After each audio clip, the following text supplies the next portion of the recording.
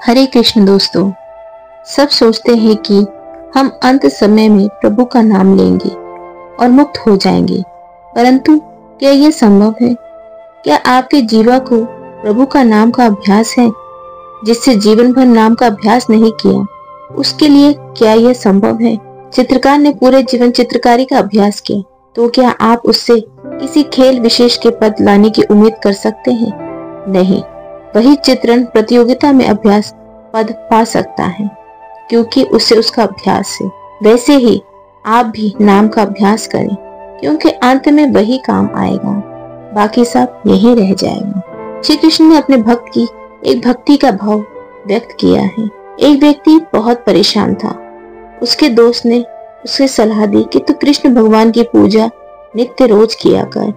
उसने एक श्री कृष्ण भगवान की मूर्ति घर लेकर आ गया और उसकी पूजा अर्चना शुरू कर दी।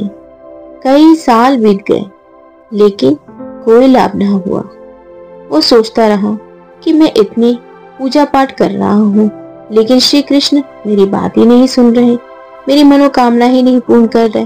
मैं कष्ट में अभी भी हूँ, क्या करूँ? फिर वो अपने दोस्त के पास गया।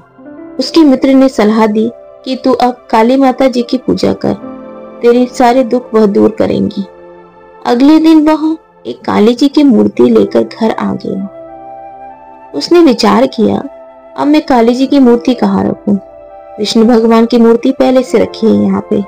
उसने कृष्ण भगवान की मूर्ति को उठाकर मंदिर के ऊपर बने एक टांड पर रख दी और फिर उसी स्थान पर काली जी की मूर्ति की स्थापना करी और उसने पूजा पाठ करना शुरू कर दी।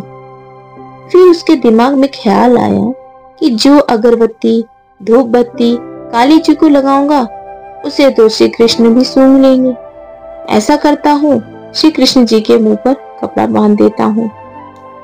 जैसे ही वह ऊपर चढ़ा, श्री कृष्ण जी के मुंह पर कपड़ा बांधने लगा, तभी अचानक से कृष्ण भगवान ने उसका हाथ पकड़ लिया। तो वह हैरान रह गया और भगवान से पूछा, इतने वर्ष से पूजा कर रहा था, तब तो नहीं आए, अब कैसे प्रकट हो गए?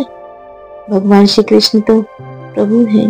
भक्त की भक्ति किसी भी रूप में मिले, वो अवश्य प्रकट होते हैं, भक्तों के कष्ट को अवश्य दूर करते हैं। भगवान श्री कृष्ण ने समझाते हुए कहा, आज तक तू एक मूर्ति को समझकर मेरी पूजा करता रहा, किंतु आज तूने मुझ पर भक्ति की है। आज तुझे एहसास हुआ कृष्ण सांस ले सकते हैं, बस यही तेरी भक्ति मुझे भा गई और मैं प्रकट हो गया। तो दोस्तों, आप भगवान की भक्ति अगर हृदय से करें, आपके साथ चल देते हैं, पत्थर में भी समाकर आपको दर्शन देते हैं। उसी प्रकार जीवन में भक्ति अत्यंत आवश्यक है। आप किसी भी रूप में भगवान को भजो, लेकिन एक क्षण एक पल हृदय से सेवा करो, वो अवश्य आपकी बात सुनेंगे, वो सदैव आपके साथ रहेंगे, आपके जीवन का कल्याण करेंगे। भगवान कभी हमें छोड़ते नहीं, वो भक्तों की भक्ति में खींचे चले आते हैं। भक्ति से बढ़कर कुछ नहीं, भक्ति का यही भाव है। आज की ये वीडियो आपको कैसी लगी दोस्तों, कमेंट करके जरूर बताइएगा। मेरे चैनल को लाइक शेयर सब्सक्राइब कीजिएगा। हरे कृष्ण दोस्तों।